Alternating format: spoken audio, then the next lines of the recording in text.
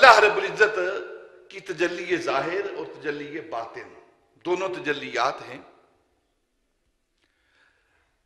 ظاہر کا تعلق انسان کے بدن کے ساتھ اور باطن کا تعلق انسان کی روح کے ساتھ.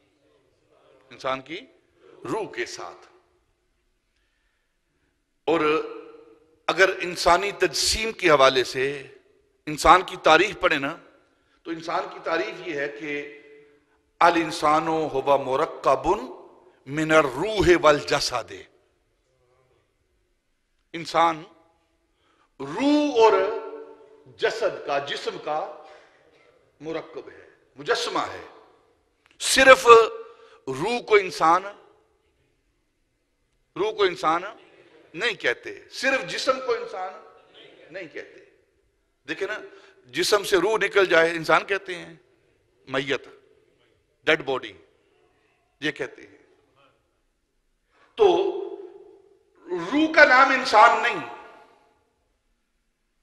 صرف جسم کا نام انسان نہیں. جب یہ دونوں چیزیں مرکب ہوتی ہیں جمع ہوتی ہیں تو اس کو حضرت انسان کہتے ہیں, اس کو حضرت انسان کہتے ہیں.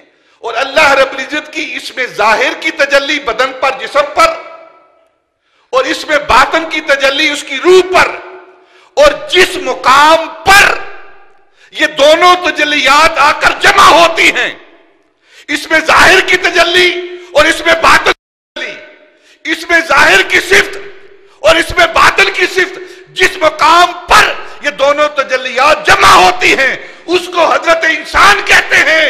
اور اگر اس انسان کو دیکھنا ہو کہ جہاں دونوں تجلیات آ کر جمع ہو گئی ہیں اسے خواجہ خواجگاں خواجہ معین الدین چشتی اجمیری کہتے ہیں.